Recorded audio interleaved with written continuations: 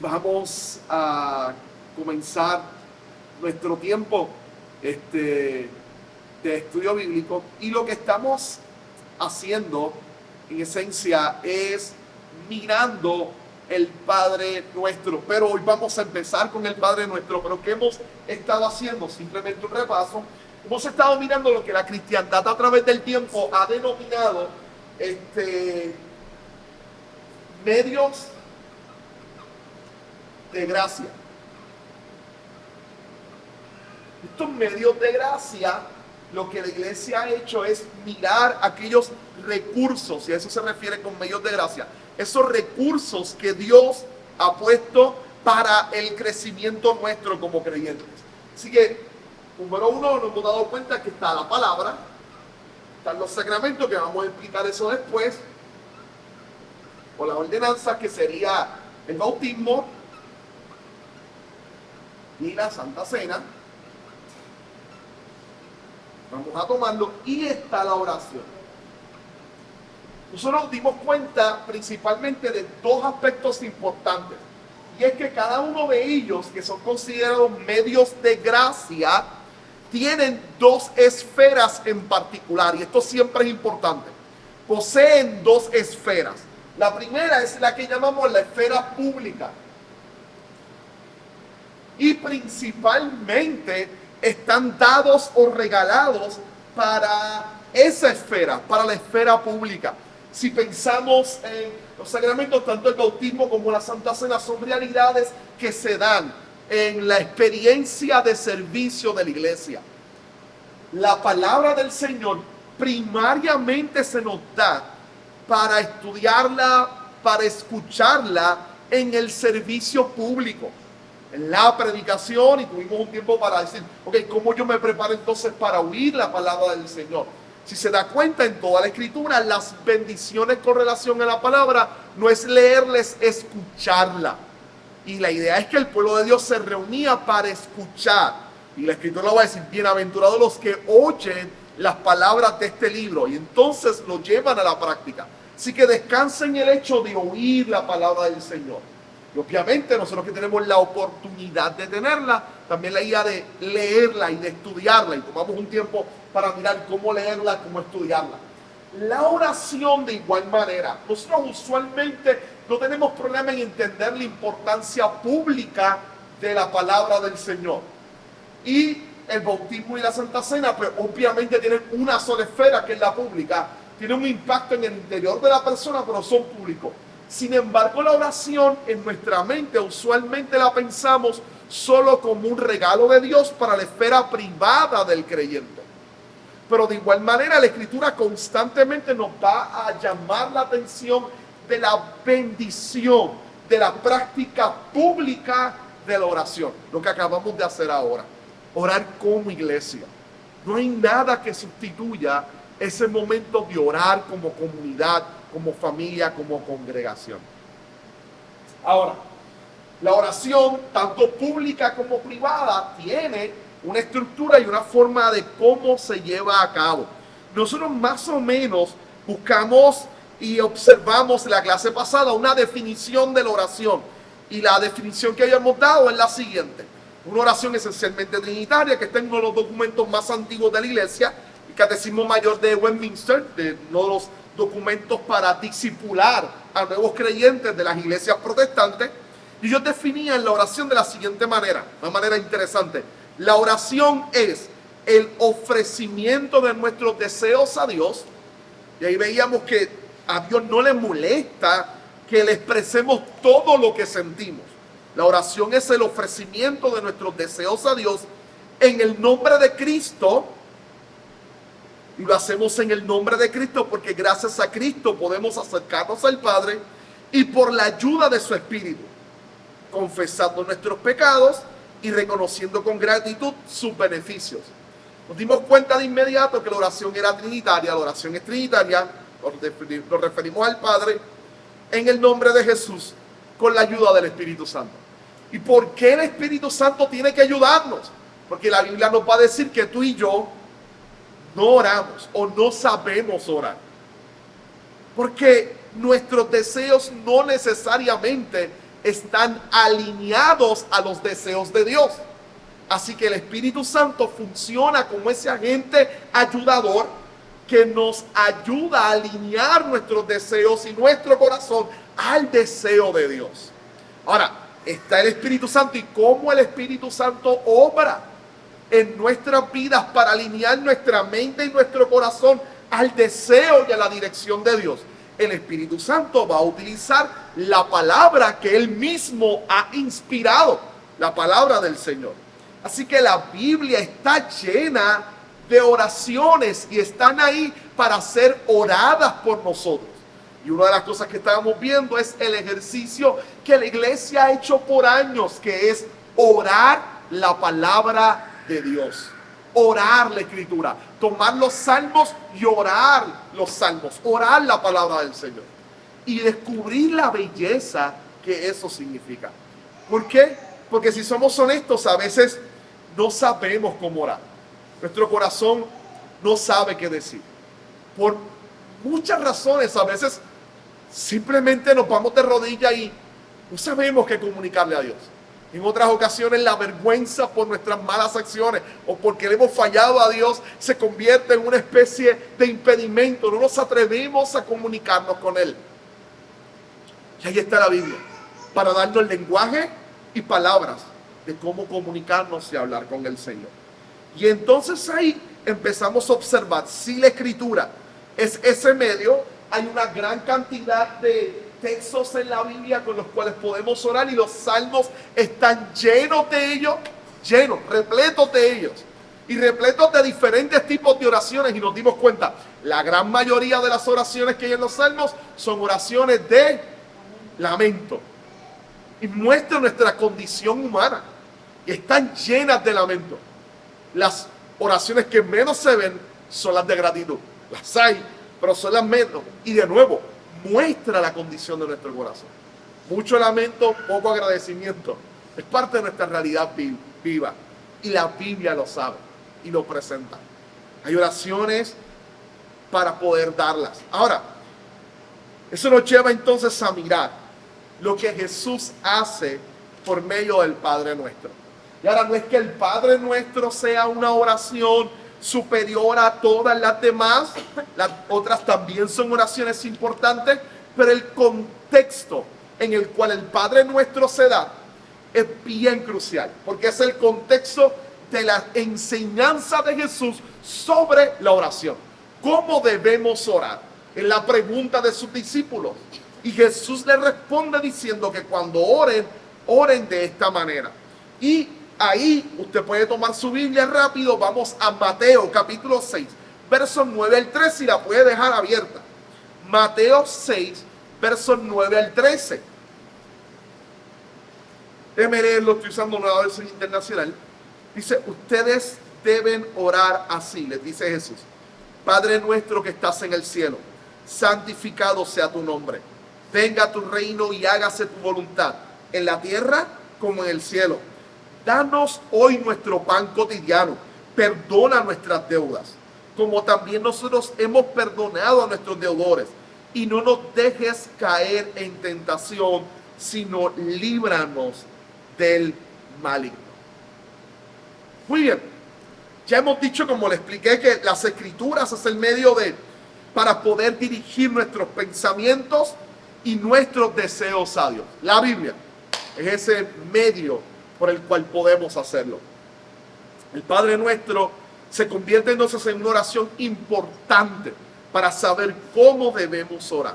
Y hay tres cosas que yo quiero primero explorar antes de empezar con la primera cláusula del Padre Nuestro.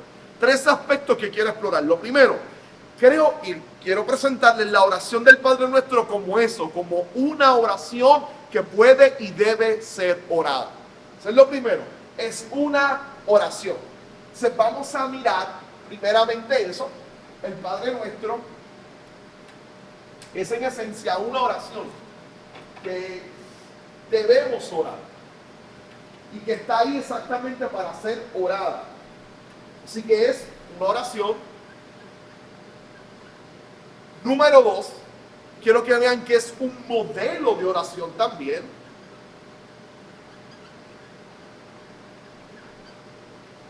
es una oración como un modelo de oración. Vamos a ver la diferencia de ambas. Es una oración como un modelo de oración. Y número 3, vamos a darnos cuenta que es la agenda de Jesús.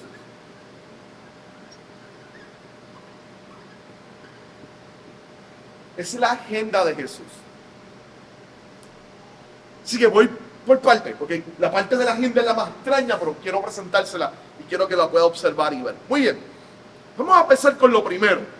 Creo que estos textos, estos versos que hemos visto en Mateo 6, 9 al 13, son principalmente una oración. Una oración. ¿Por qué? Porque el contexto de ella nos lo brinda y Jesús lo está haciendo. Ahora, el contexto es crucial e importante.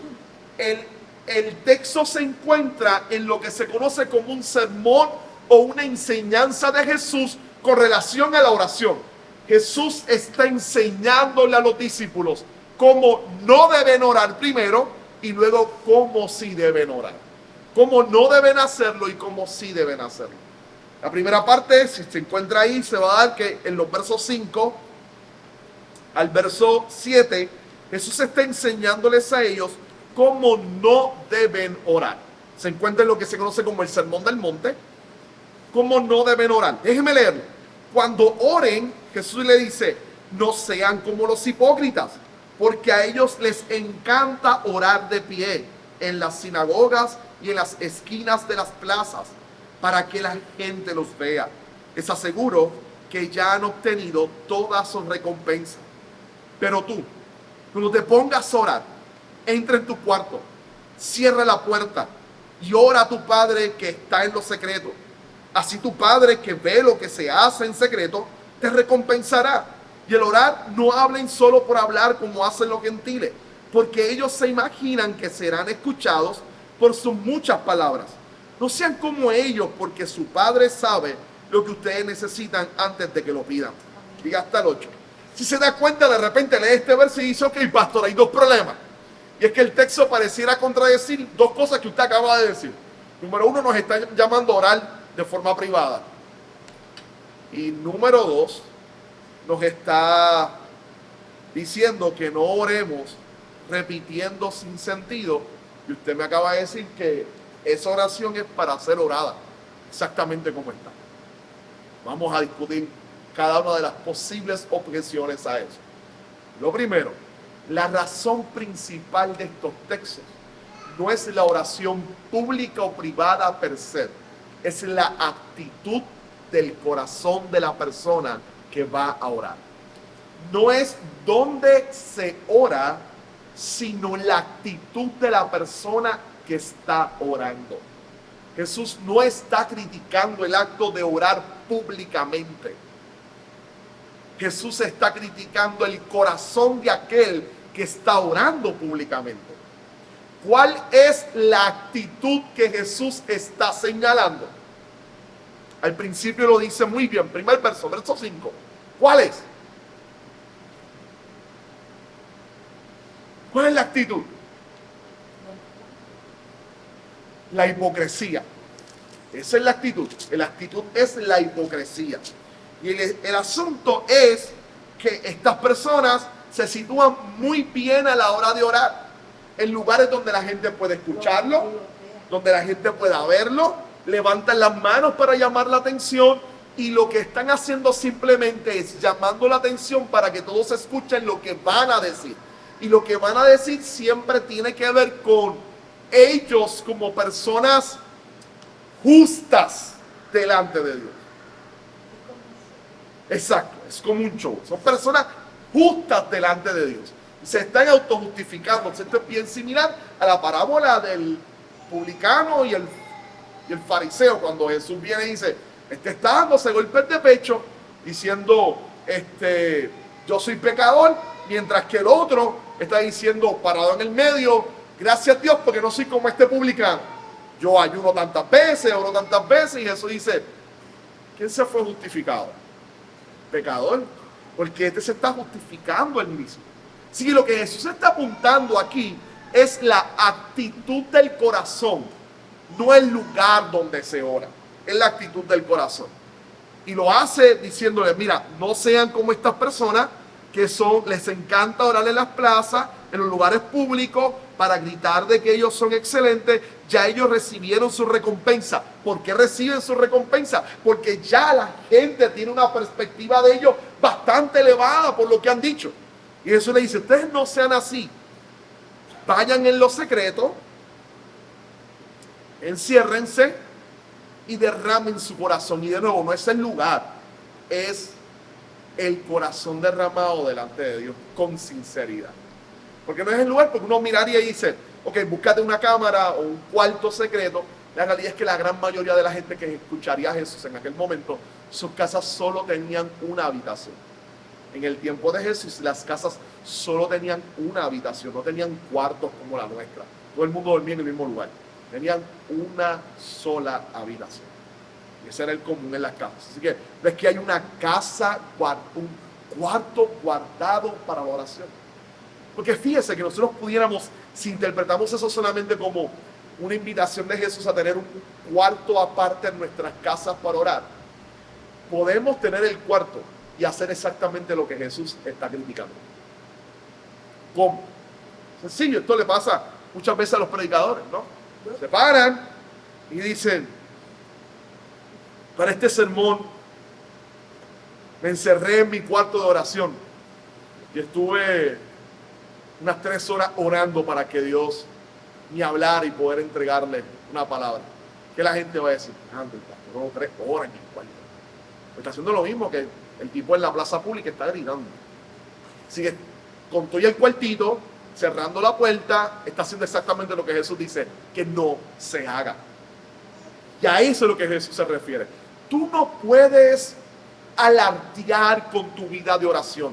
Porque si tú, y aquí está lo importante, si tú alardeas con tu vida de oración, tú no entiendes lo que la oración es. En el momento en que tú alardeas con tu vida de oración, no estás entendiendo algo importante. Tú no eres merecedor de hablar con Dios. Y la oración es un regalo que Dios nos brinda para poder comunicarnos con Él. Si hay algo que todavía no estás entendiendo de lo que significa tu posición delante de Dios. Y a eso es lo que Jesús se refiere, al hecho de no alardear con la oración. En ese contexto de la oración, entonces Jesús pasa, verso 8, no sean como ellos, porque su Padre sabe lo que ustedes necesitan antes de que lo pidan. Esto no significa que no oremos, sino que Dios conoce nuestras necesidades. Verso 9, ustedes deben orar así. Y aquí está el hecho de que esta es una oración para ser orada. Y es porque ahí en el verso 9 hay un imperativo. Hay un imperativo. En el verso 9 hay un mandato. ¿Y cuál es el mandato de Jesús? Ustedes deben orar así. Así que hay un imperativo. Jesús les está diciendo, hagan esta oración. Oren de esta manera. Oren. Digan esta oración. Así que Jesús les está mandando a hacer esa oración. La cristiandad, la iglesia cristiana, alrededor del tiempo ha hecho de esta oración una de las suyas. El libro de oración común de las iglesias anglicanas comienza en parte con esta oración. La manera en cómo se educaba a la gente para orar era con esta oración. El cristianismo ha encontrado en ella una oración a la cual yo puedo acudir y hacer delante de Dios. Así que esta es una oración que está bien que la podamos orar. Ahora, esto para nosotros suena difícil por 2 razones. Número 1, nosotros aquí en el mundo latino hemos sido criados pensando que quienes hacen esa oración, ¿quiénes son? Son los católicos. Y que el problema con ellos es que la repiten constantemente y entonces eso entra en vana repetición en lo que Jesús estaba condenando. Y de nuevo, vamos a mirar ya mismo la idea de la vana repetición, pero no. Hay formas de hacer esa oración con el corazón una vez yo la entienda. Una vez yo entiendo lo que el texto está diciendo, se dará cuenta que la oración es genial y que debe ser orada, debe ser dicha, y hay una invitación como los salmos. a que nosotros la hagamos, a que nosotros oremos. ¿Por qué esto es importante? Piénselo, Jesús da una orden. Oren así, y ahí está la oración. Pero nosotros decimos, no, porque repetirla es vana repetición, así que eso lo hacen los católicos, yo no quiero hacerlo. Pero si nos examinamos bien en el corazón, fácilmente con nuestras oraciones espontáneas podemos caer en lo mismo, en la vana repetición. Y es que tengo esta oración mangadita, ya yo sé cómo orar. Y hay personas que 30 años haciendo la misma oración. Se arrodillan, hacen lo mismo, y se paran y ya está. Y la idea es porque en su mente está el hecho de que ya hice el checkmark, cumplí. Y es una visión bien legalista de la oración, no como algo, no como una conversación, no como un regalo, sino como un deber impuesto que debo hacer para poder tener algo de parte de Dios. Así que, checkmark, oré hoy, aunque la oración sea la que yo siempre digo. Si yo puedo entrar en vana repetición con mi oración espontánea. Y ahí está un poco la altivez de mi corazón. Mi oración sí la puedo repetir muchas veces, pero orar la oración que Jesús me dio y que está en la Escritura y que es revelación de Dios, no es esa. Es raro orarla. Me siento incómodo con hacerlo. La invitación es a poder orarla y hacerlo, porque es un regalo de Dios para nosotros. Así que nos invita a orarla. Ahora, como dice muy bien William Hendrickson, él dice, ese imperativo que está utilizando Jesús ahí no es un imperativo de continuidad. Aquí voy a explicar. No está diciendo que tú siempre tienes que orar esa oración. No está diciendo que tú tienes que comenzar tu tiempo de oración diciendo esa oración. No está diciendo que la utilices como una especie de amuleto donde si la haces entonces lo demás será escuchado. No, no es un imperativo de continuidad. Es un imperativo, nos está diciendo órala, pero no es un imperativo de continuidad. No nos está diciendo siempre que vayas a orar, haz esta oración. Eso no es lo que Jesús está diciendo. Así que definitivamente uno pudiera entrar en el aspecto de repetir de forma vana. Si pienso que la oración simplemente es ese amuleto donde empecé a orar, ya el cielo se me va a abrir para poder entrar y hacerlo. No, la realidad es que para orarla tengo que entender lo que Jesús quiere decir ahí. Y eso es importante. Si no es algo que tengo que decir todo el tiempo, si no es algo que tengo que decir con conciencia, entendiéndolo en mi corazón y derramándome delante de Dios. Por eso, la cristiandad también no solamente la ha orado, sino que la ha tomado como un modelo de oración. ¿Y por qué un modelo de oración? Porque esa es la única oración que tenemos regalada por Jesús. Ve el valor inmenso de ella. Yo lo que quiero que observe hoy, el valor inmenso de ella. Es una oración regalada por Jesús mismo, diciéndonos, ora de esta manera, ora de esta forma. Y es genial. Así que se ha convertido en un modelo de oración. Ahora, para que sea un modelo de oración, para que mi oración, aunque sea espontánea, sea similar a la que Jesús está dando, hay que conocer qué es lo que Jesús está diciendo. Y es un poco lo que nos vamos a dedicar nosotros a mirar desde hoy y los próximos miércoles aquí en comunión. Muy bien. Ahora, y aquí va. No solo es una oración, no solo es un modelo de oración, sino que es la agenda de Jesús. Es el plan programático de Jesús. Y esto es lo genial. Ellos quieren saber cómo orar. Y Jesús le dice, oren conforme a mi misión. Oren conforme a lo que yo he venido a hacer. Oren conforme a eso. Y lo vamos a ver ahora. Cuando Jesús resume su mensaje, su visión, lo resume con una frase que explicaremos en su momento, pero vamos a presentarla ahora. Jesús resume su mensaje, su misión completa, como que el reino de los cielos se ha acercado. Y yo sé, el término de reino ha sido muy mal utilizado en el cristianismo público en nuestro país y en muchos otros lugares. Vamos a mirar, aun cuando se ha utilizado mal, eso no significa que descartemos el hecho de que es la centralidad del mensaje de Jesús. Cuando Jesús llega a un lugar, lo que va a decir esencialmente es eso. El reino de los cielos se ha acercado, y esa es la forma en cómo Él resume su plan completo. Y tiene una importancia crucial. Si se da cuenta de la construcción de esta oración, en el centro, el corazón mismo de esta oración, se encuentra un clamor por el reino de Dios. Oren de esta manera. Y tiene mucho que ver con la forma en cómo Jesús definía el reino de Dios.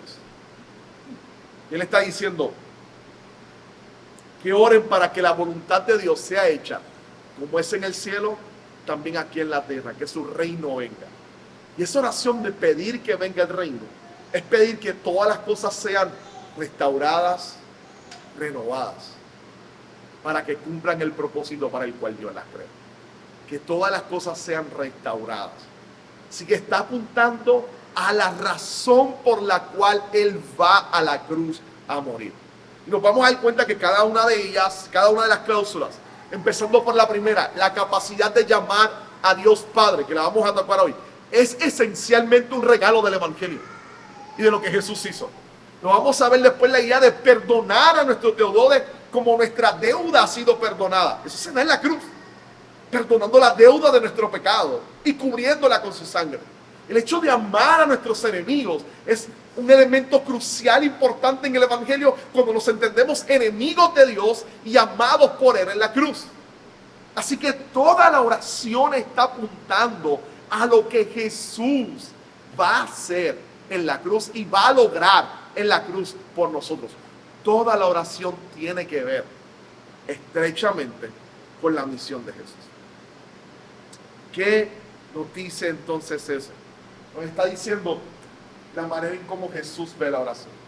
La oración no es solamente una realidad para ser dada y desbordar mi corazón. La oración debe influenciar en la manera en cómo tú y yo vivimos la vida. Vivimos la vida. Miren la cláusula de Jesús antes de darla. Verso 8, conmigo de nuevo, mírela. No sean como ellos, porque, y esto va a ser importante para regular toda la oración, porque su Padre sabe lo que ustedes necesitan antes de que ustedes se lo pidan. Y hoy lo vamos a ver específicamente en el aspecto de confianza. Pero déjenme plantearle lo siguiente. Está apuntando a una característica de Dios. Él es omnisciente.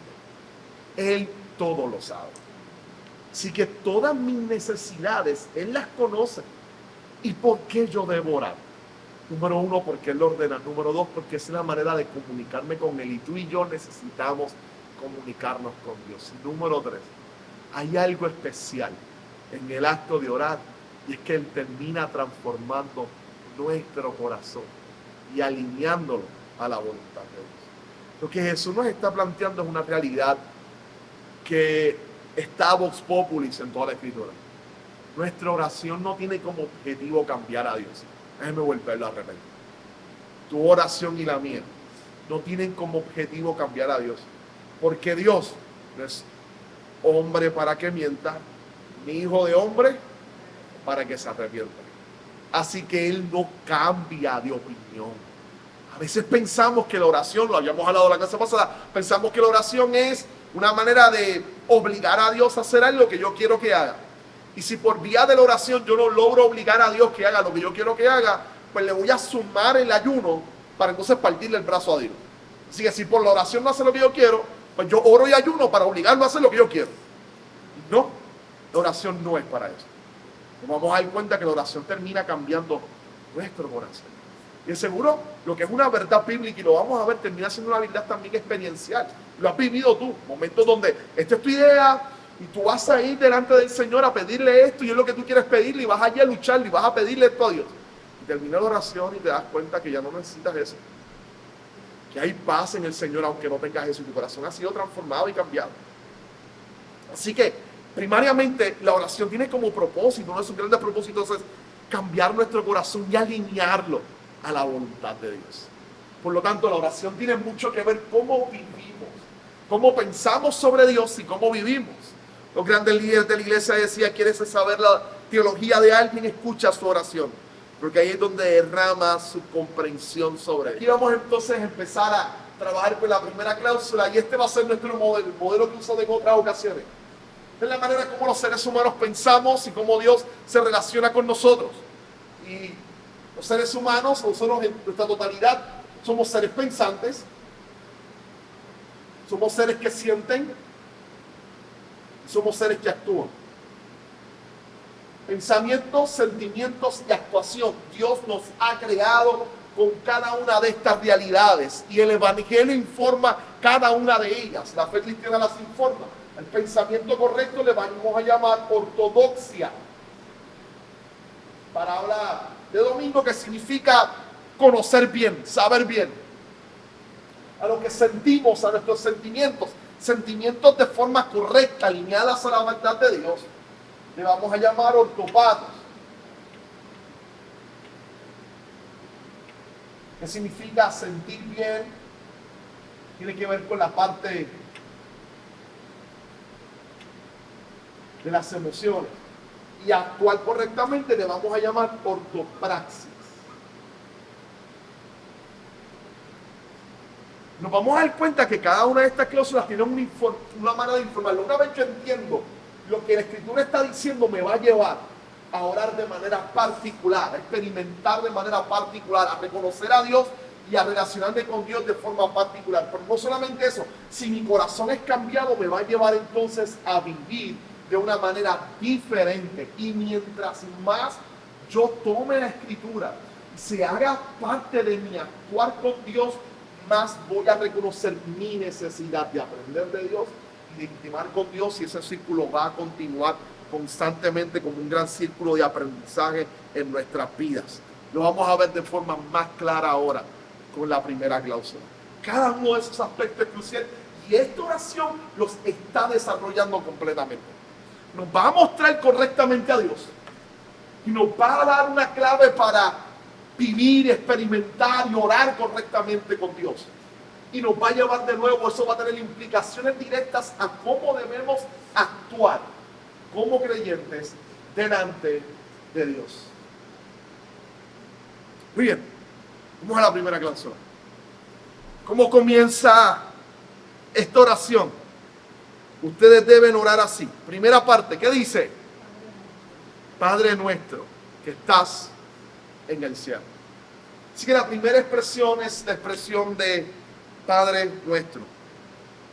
Lo primero que llama la atención, los dos aspectos importantes. El primero, ¿cómo se relaciona con Dios? ¿Se relaciona a Dios como quién? Como mi Padre. Muy bien. Algunos pensarían que Jesús es el primero y el que crea este concepto novel de llamar a Dios Padre. Y aunque eso tiene algo de verdad, porque la relación que Jesús está enseñándonos con Dios es bien particular en el Nuevo Testamento, a su vez no es tan cierto. Jesús no es el primero en la Escritura que llama a Dios Padre o que muestra esa relación paterno-filial. El propio Dios lo hace con Israel. Miren este verso de la Escritura, que genial. Vaya conmigo. Éxodo, capítulo 4, verso 22.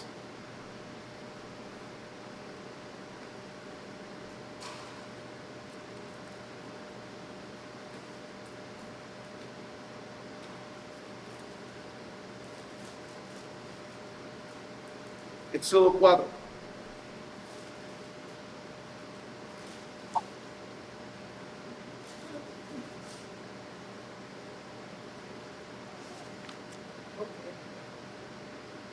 Tenemos ahí Éxodo 4, 22 y 23. Muy bien. Déjeme leerlo.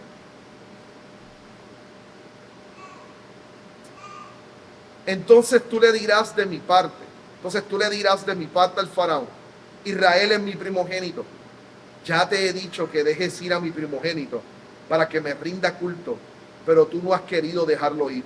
Por lo tanto, voy a quitarte la vida a tu primogénito. Y aquí vamos a mirar varias cosas que son súper importantes y cruciales. Muy bien, lo primero es que Dios está llamando a Israel, todo como pueblo, lo está llamando su hijo. No solo su hijo, sino su hijo primogénito. Todo Israel es su hijo primogénito. Así que Israel es el hijo de Dios y son hijos de Dios en tanto y en cuanto disfrutan de una relación pactual, de una relación de pacto, porque están bajo el pacto son hijos de Dios. Fíjese que hay una distinción. Los egipcios en esa relación pactual no son considerados hijos de Dios. Son creación de Dios definitivo. Todos los seres humanos son creación de Dios, hechos a imagen de Dios. Y Dios, esto es algo que ocurre en la Escritura, Dios procura el bien, el bienestar de todos los seres humanos. Dios hace que llueva para justos y para injustos. Nosotros llamamos eso gracia común. Dios desea la bendición de todos. Ahora, esa gracia especial, ese acto salvador que se da en su pueblo de pacto, se da solamente con sus hijos, con los que Él entra en esa relación pactual. Israel, la iglesia. Así que Israel lo va a llamar su primogénito. Fíjese, y aquí está lo genial. No sé si se haya dado cuenta. Pero este es el momento en que el faraón se está negando a dejar el pueblo, y Dios se adelanta. Todavía no se ha encontrado Moisés con el faraón, y ya Dios le está diciendo, él va a resistir y lo vamos a presionar hasta el final, cuando se dé este golpe entre primogénitos. Y llega hasta allá. Jesús le dice a Moisés, todo Israel es mi primogénito.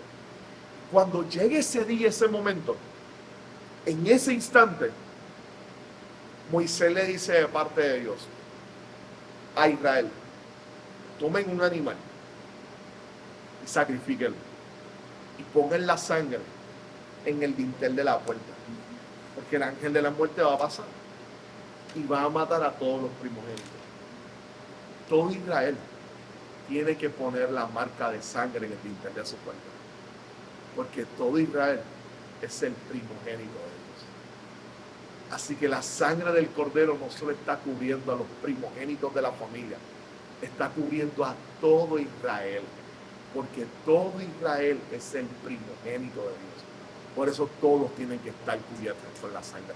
Por eso cuando salen de Egipto, ellos han sido liberados por medio del cordero muerto, y su sangre les ha dado libertad de la muerte y pueden salir libres gracias a ese cordero.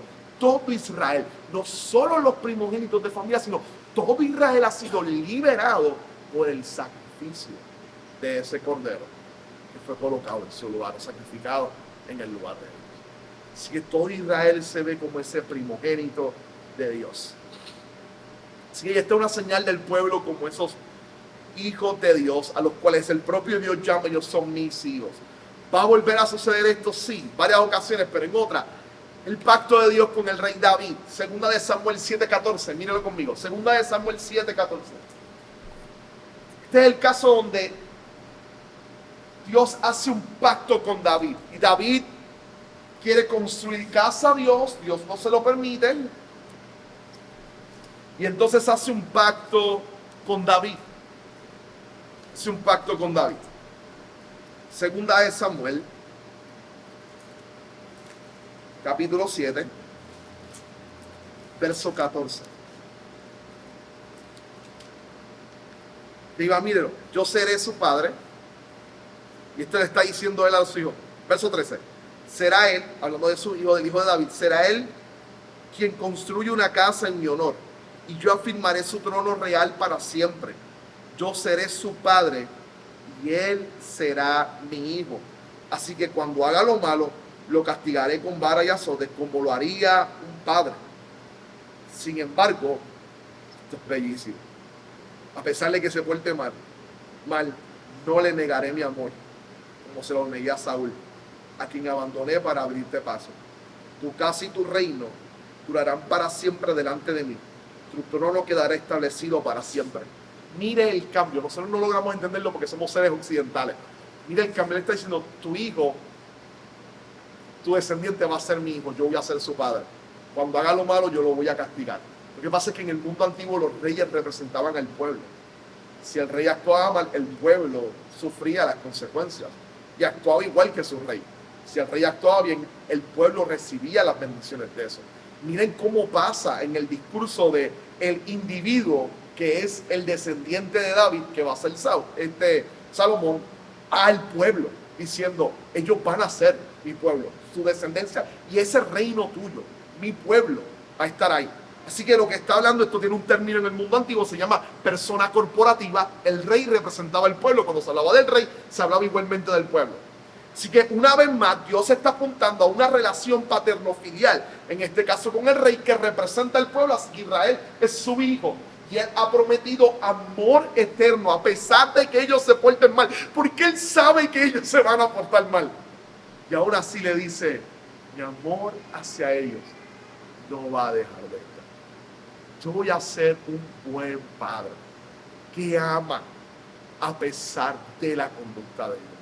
Mi amor siempre va a ser el mismo con ellos. Esa imagen de relación de padre e hijo es la que entonces lleva a Jesús a asumir una posición particular y especial.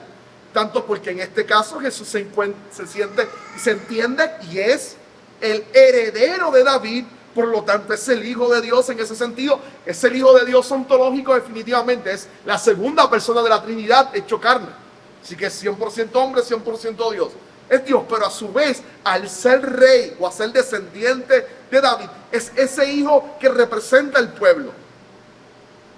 Así que Él es ese hijo que va a enseñarnos entonces a nosotros dirigirnos a Dios de manera particular. Se lo dicen los discípulos. Ustedes cuando oren digan, Padre nuestro que estás en los cielos. Ahora a ti y a mí, eso tiene una fuerza mayor todavía. Al pueblo de Israel había un pacto particular con ellos. Tú y yo fuimos pensados desde antes también para ser parte de ese pueblo. Pero se logra esa entrada gracias a Cristo Jesús. Esa expresión, Padre nuestro, lleva consigo el evangelio completo. Déjenme mostrárselo un momento.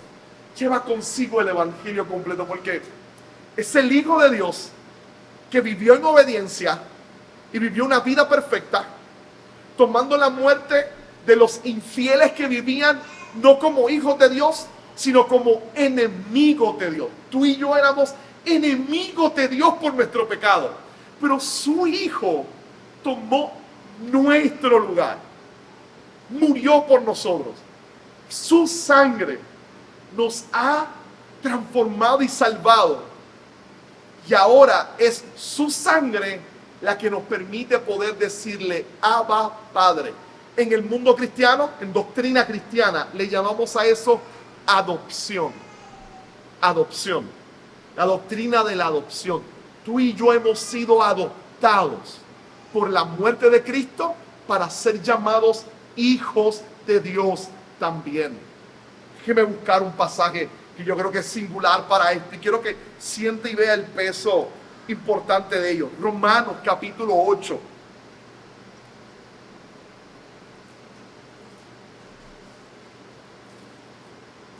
Ese gran pasaje de Pablo.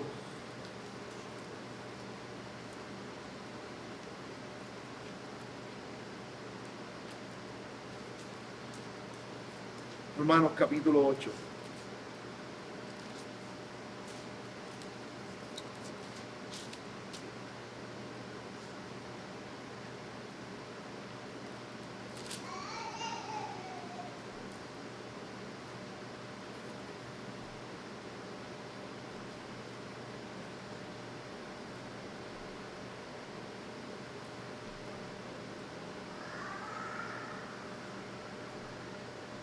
Muy bien.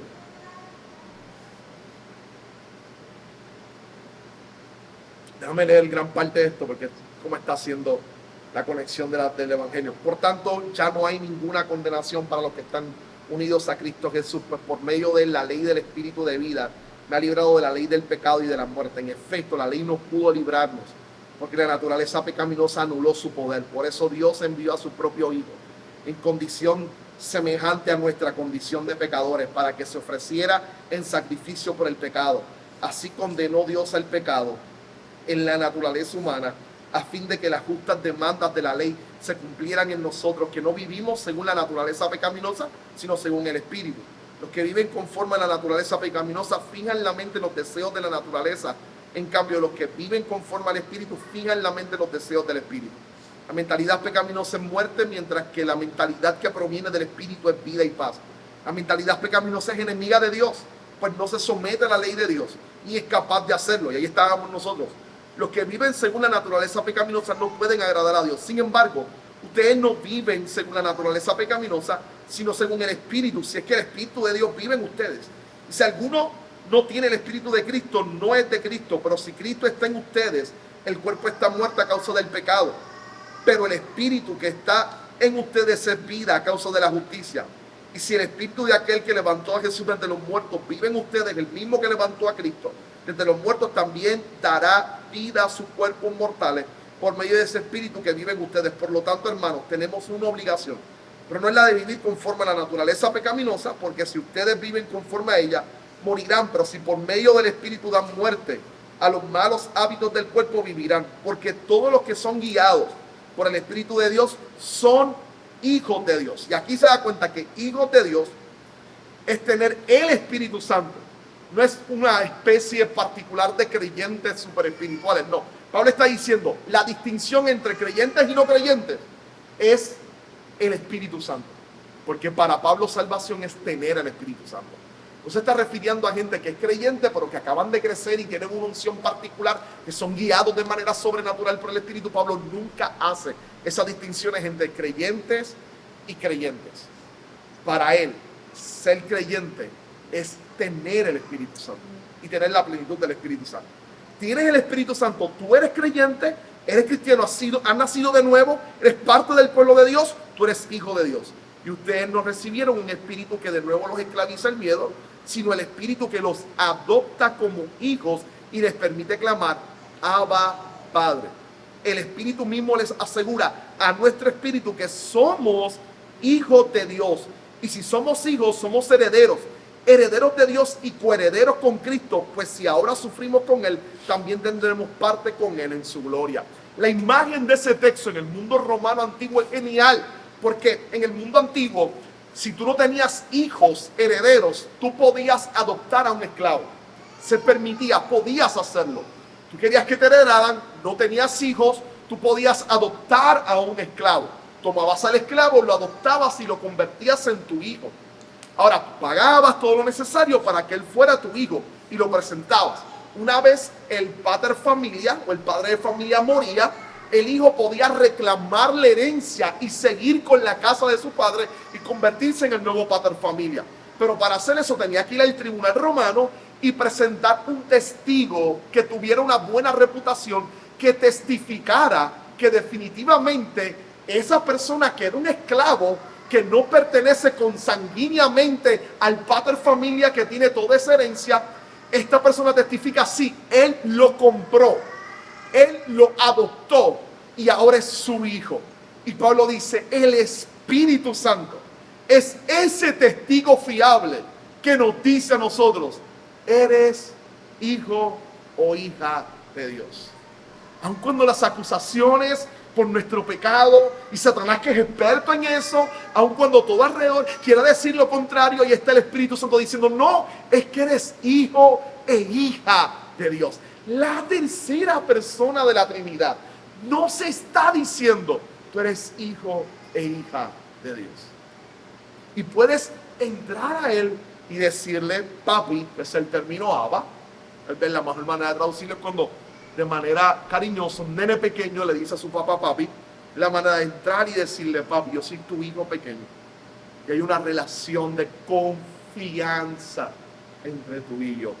Así que somos hijos de Dios gracias a la obra redentora de Cristo. Esa primera cláusula, esa invitación de Jesús a que le podamos decir, Padre nuestro que está en los cielos, está cargada del Evangelio, porque Jesús logra que esa cláusula sea una realidad en nuestra vida por lo que hizo por nosotros en la cruz. En la cruz, su muerte, la que habilita eso para nosotros poder hacerlo. Ahora, una vez hecho eso, hay un impacto definitivo en cómo tú y yo debemos entender la oración a la hora de hacerlo. Piensa conmigo un momento.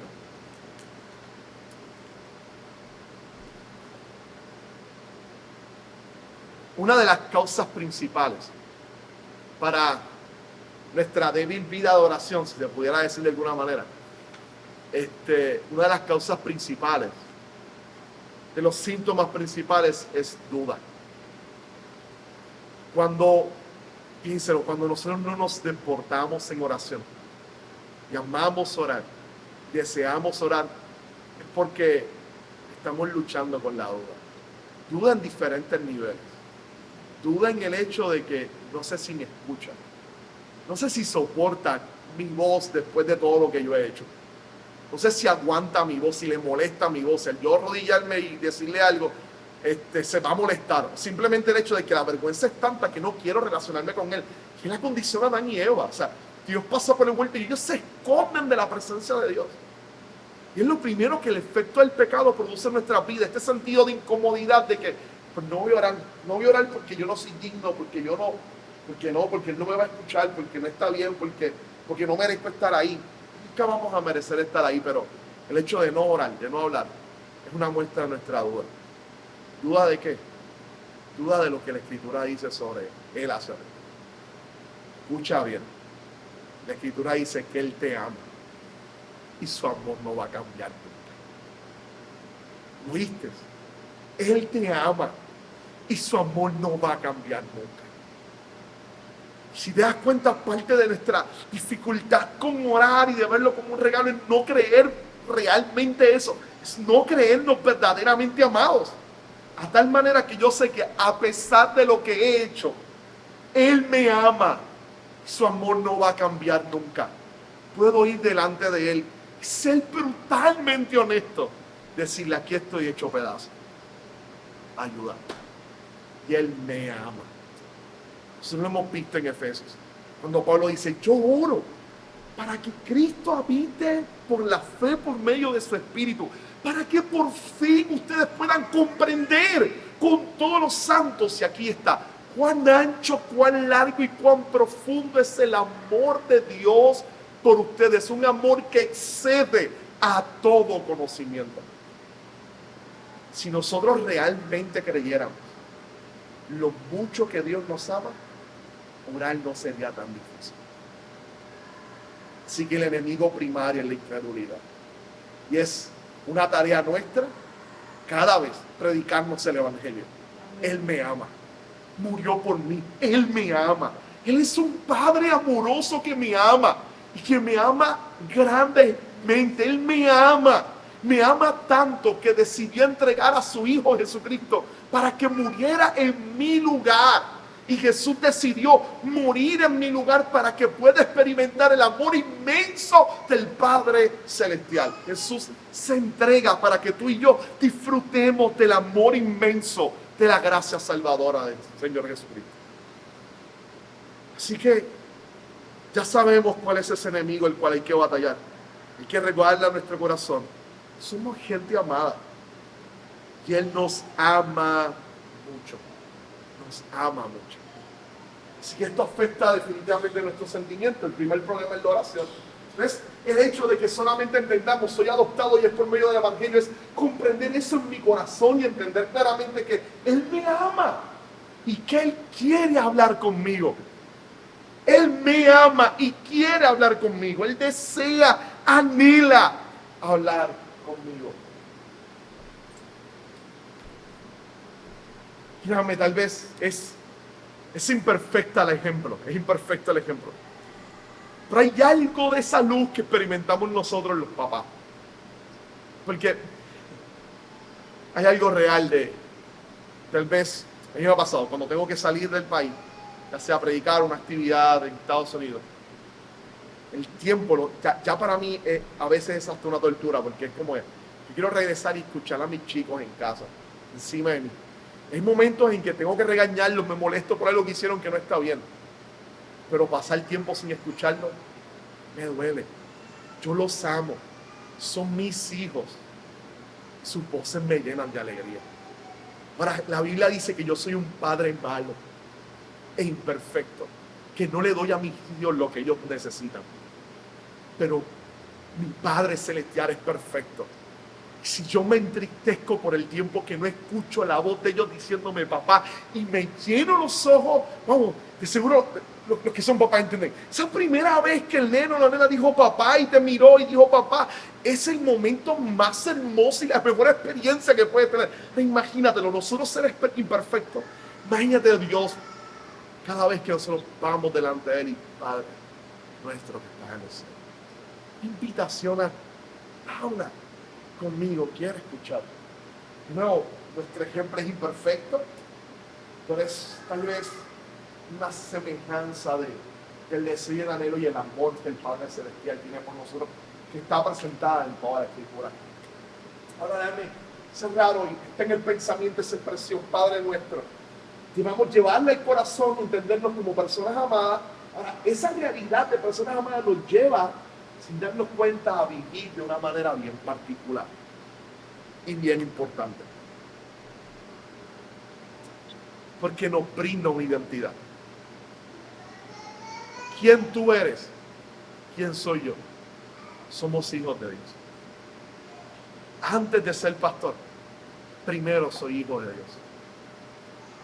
Pastor no es mi identidad primaria, es mi oficio por la gracia de Dios.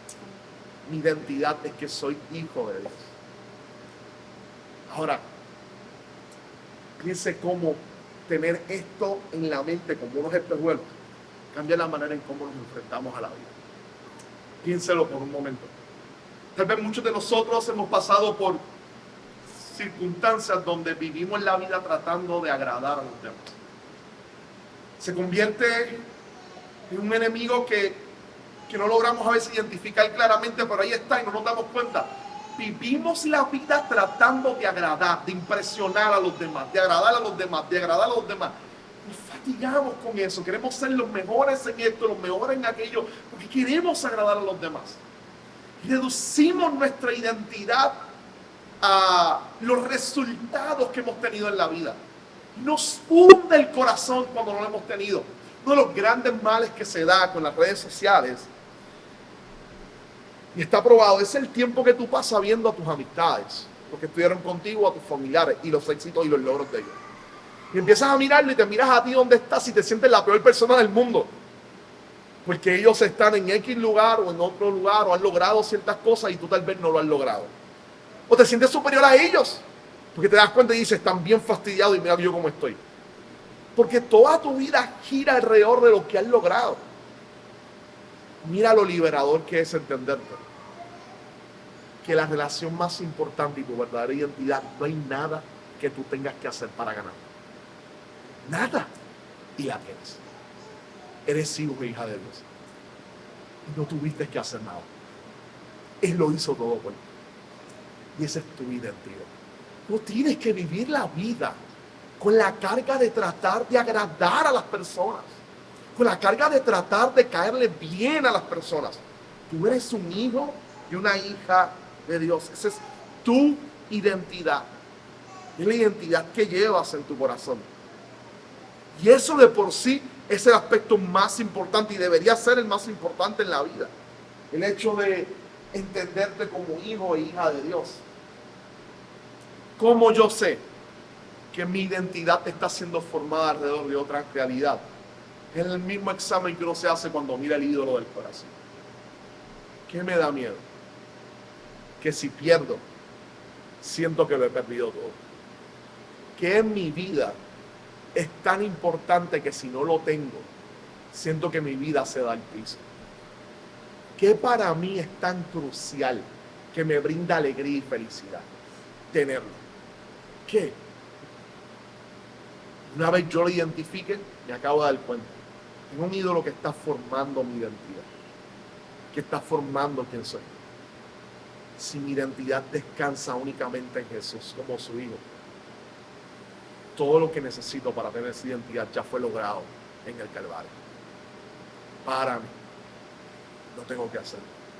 Y ese es quién soy yo. Soy un hijo y una hija de Dios. Eso es quién somos. Eso nos ayuda a vivir la vida de forma diferente. Y nos recuerda entonces que al ser hijos amados, queridos por Dios, dos cosas importantes en la Escritura por eso. Es el regalo del perdón del Padre Celestial. Simplemente la ilustración que utilicé el domingo en el sermón, de Hemingway, el cuento La capital del mundo. Y él dice en su cuento, este hombre en Madrid, que él comienza diciendo, en Madrid hay, no sé, una gran cantidad de Pacos, diminutivo de Francisco, todo el mundo se llama Paco. Y él dice, chiste madrileño, esta persona estaba, y en el periódico El Liberal escribió un anuncio, Paco es tu papá, te perdono todo lo que hiciste, vuelve a mí, encontrémonos este día en tal lugar. Y él dice, ese día la policía y el ejército tuvo que meterse, porque habían cientos y cientos de pagos que acudieron a ese lugar. Y ese anuncio, que tal vez era una mala broma, es el anuncio del Evangelio, de Dios diciendo, eres mi hijo, tus pecados han sido perdonados, cuéntate conmigo en la cruz. Quiero que nos veamos también. ¿Qué es? Esa manera de vivir en libertad sabiendo que el Señor nos ha perdonado, y entonces con la capacidad de poder desear y anhelar vivir conforme a su voluntad. Jesús es genial. Una vez pasa todo esto, entonces va a entrar en las peticiones. Y las peticiones tienen mucho que ver en la forma en cómo vivimos como hijos de Dios. Cómo oramos para poder vivir como hijos de Dios. Y entendernos de esa manera. Yo creo que vamos a observar entonces en los próximos miércoles en cada una de las siguientes cláusulas. Vamos a hacer el mismo análisis y el mismo examen. Yo simplemente quiero que vea lo mismo en cada una de ellas. Cómo es una oración para ser orada, es una oración para que guíe nuestras oraciones. ¿Cómo guía nuestras oraciones? Qué bueno es saber que cada vez que cierre mis ojos y mi corazón diga, Padre Celestial, hay un Dios que me escucha. A pesar de Él siempre está ahí para oír. No importa cómo sea mi oración, Él va a estar ahí para oír. Miércoles que viene entonces entramos, la idea de Padre nuestro que estás en los cielos, esa es la esfera donde Él está, y vamos a contrastarla cuando Él pide que esa esfera venga a la tierra, por eso no la trabaja, así que el miércoles que viene vamos a mirar, vamos a acercarnos un poco entonces a la próxima cláusula, y es cuando Él le solicita directamente que venga el reino de Dios y que la esfera donde Dios está se una a la esfera donde tú y yo estamos. Vamos a mirar entonces eso el miércoles que viene. Preguntas, dudas. Los próximos